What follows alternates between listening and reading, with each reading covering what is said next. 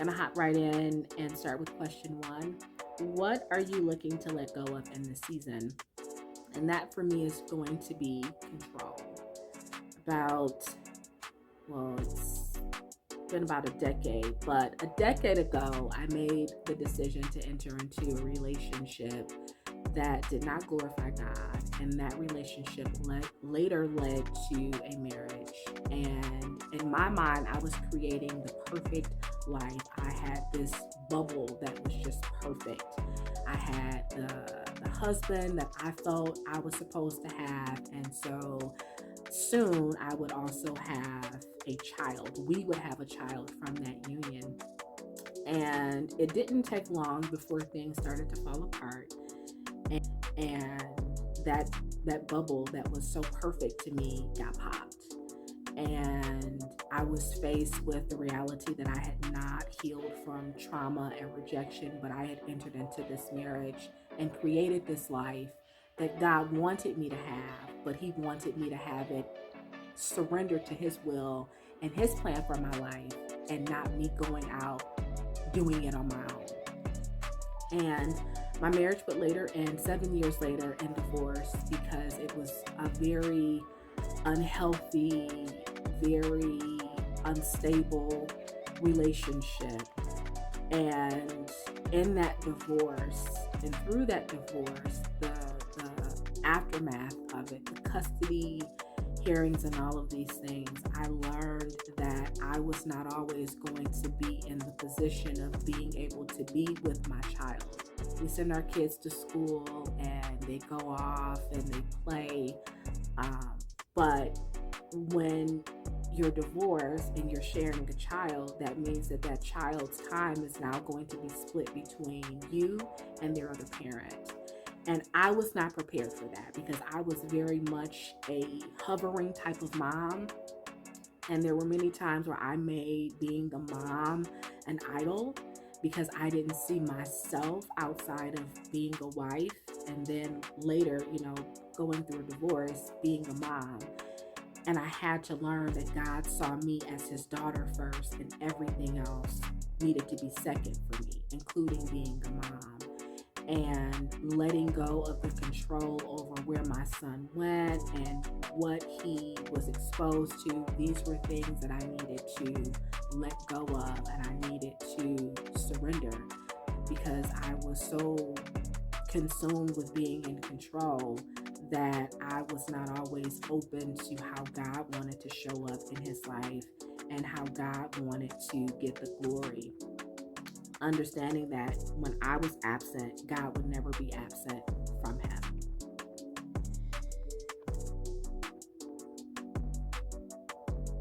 Question number 2, what are you learning to embrace? So what I am learning to embrace is surrender. That just seems to be the obvious answer for me. The person, my go-to example of this in the Bible, and the Bible is filled with so many examples of surrender, right? But my go-to person has got to be Hannah. Many, many years ago, when I was in the world, and I grew up in the church, but I wasn't in my word. I wasn't in my word. The word just had not caught my attention. But I was in a place where I just knew that God was calling me, and I wasn't ready to answer. But what I would do is I had a pocket-sized Bible, because my mama kept Bibles all around the house, child. I began to sleep with it underneath my pillow, because I was living a life that was not pleasing to God, and I was having dreams that felt as though they were torment in response to the life that I was living, just being promiscuous and not seeking God. But I would sleep with this Bible under my head, underneath my pillow. And one night I could not sleep. I was restless, and I woke up, and I just knew that in the middle of the night, God was calling me and was saying, this is the time that you need to be in your word. Make it official. Read your word. And so the first book of the Bible that God led me to was 1 Samuel. And I remember reading it and reading the story of Hannah and her long suffering and her surrender. And I remember thinking, I'm in love. She just spoke to me in ways that I could not have even imagined God would have allowed me to connect with somebody from his word. And oddly enough, I began praying her prayer. Now, this is probably maybe 10 to 15 years out before I get married and I have a kid, never realizing that I would be a divorced woman. But I began praying her prayer as related to giving my son or giving my child back to God. Because Hannah's prayer is a prayer of surrender. She is requesting for this baby, this child, but she is also surrendering him back unto the Lord.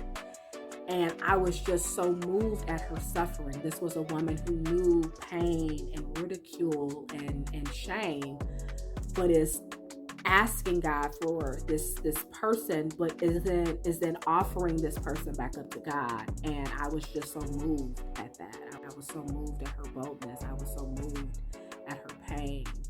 And God responds.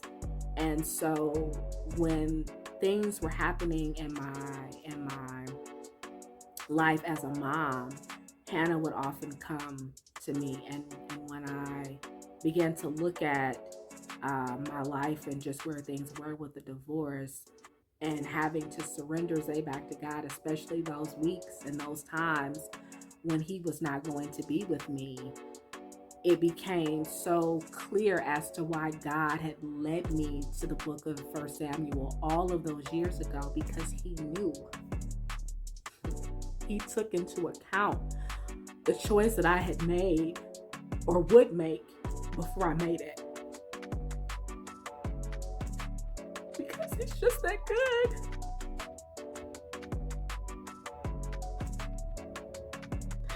So he gave me an example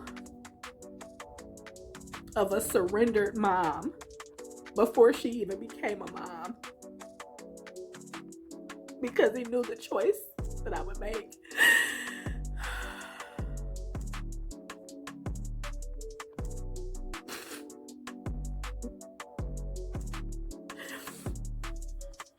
And within the last year, I've gone back to that story. I've gone back to 1 Samuel, and I believe it's chapter 1. And I noticed something. I noticed that she appealed to the Lord of Hosts. She appealed specifically to the Lord of Hosts. And the Lord of Hosts is also known as the God of war, the God of battle. She is appealing to the Lord of war, as though she is saying, Lord, if you give me this child, if you give me a man child,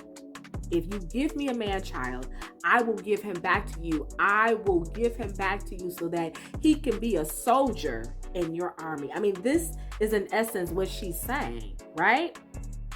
So she has Samuel, and she is a woman of her word. She does this. Samuel is huge because he is the person that God uses to appoint the first kings and to anoint the first kings of Israel. Saul, who God will later reject because of his disobedience, and then David. And then when we go and we look at David's life, just briefly, after God sends Samuel to anoint David, he goes and he's checking in on his brothers to feed them because they're going off to fight in the army against Goliath and the Philistines. And the powerful thing about this is that we see David, the word tells us on 2 occasions that David runs to the battle line. He runs to the battle line, y'all, like run. Like, if I see a bee, I'm running from the bee. I'm not running towards the bee. Okay? I'm not. But David runs to the battle line. The Bible tells us that he runs to the battle line. And the one time that he runs, because it's about to go down and he's about to, be about God's business, he says to Goliath, you come at me with spear, sword, and javelin, but I come at you in the name of the Lord of hosts, whose name you have defied. And I think it's this full circle moment because we're seeing how David is taking his position largely because God sends Samuel to anoint David, right, to be the next king of Israel. And so David comes face to face with Goliath and basically tells him that I'm coming to you in the name of the Lord of hosts, the God of war, right, whose name you have defied. But years ago, Samuel's mama, Hannah, appeals to who? The Lord of hosts, asking him for Samuel. So we have David being able to be in a position largely because of how God has used Hannah, who gave him Samuel, who would then be used to anoint the kings of Israel. And so imagine that if Samuel was born too soon, he may not have been able to anoint David, or if David was not born, he may not have been able to receive the anointing that Samuel had. So I say all that to say that God was at work in it all, that what may have seemed like God's absence was really God developing Hannah's character, her long suffering, and preparing her to let go, because I guarantee you she very well may not, if that wait wasn't so long, she very well may not have wanted to let go of Samuel. And so that gives me hope to be surrendered as God is taking me out on new assignments and new territory, that, you know what, I'm not going to be that traditional mom. I may not be that mom who was there every night tucking my son into bed. I may not be that mom who is at every school play or every school event, or is at home every day my son gets home from school with a meal waiting for him at the table, but I'm still a mom. And my value of being a mom is not reduced because I can't be there every day that he's coming home from school. I can't tuck him in every night that he is going to bed, because my assignment for God may be taking me in another direction, but that doesn't mean that I am somehow less than a mom. And so the title of this is For Such a Child. I wrote this with 3 women in mind: Elizabeth, John the Baptist's mom; Mary, Jesus's mom; and Mrs. King, Martin Luther King Jr.'s mom. My son was beheaded. Mine was crucified. Mine was shot. For many years I was barren. I was a virgin when I conceived. By God's grace, I seemed to conceive easily. From our womb, God was setting them apart, with little to no approval from us. Their lives were predestined from conception. John became a baptizer, Yeshua a carpenter, Martin a preacher. My son was bold. He never bit his tongue. His mouth got him into trouble. My son was the truth, yet was met with much rejection. He healed those who believed. My son had a way with words. A brilliant mind and orator was he, who spoke against injustices. John was hated, Yeshua too, and sadly, Martin also. The words they spoke, alive and well today, forever remembered in history. No one told me as I held my sweet baby boy, he would be hated by the world, rejected for his faith, beaten and killed for his character. No mother wants to bury their child, and yet when God is in control, his will must be done. In the absence of a body, there is no greater love than God. For such a son, there was no rule book. For such a son, there was no earthly model. For such a son, there was no stopping. We birth freedom from our willingness to set the captives free. To parents, please note, your children are not yours. God knew them first, and he will know them last. Their assignment is unique. Family traditions may not apply to the call that is upon their lives. Life is not fair. We live in a broken world. In the absence of a body, there is no greater love than God. For such a child, there is no rule book. For such a child became an earthly model. For such a child, there is no stopping. We've birthed freedom from our willingness to set the captives free. Thank you.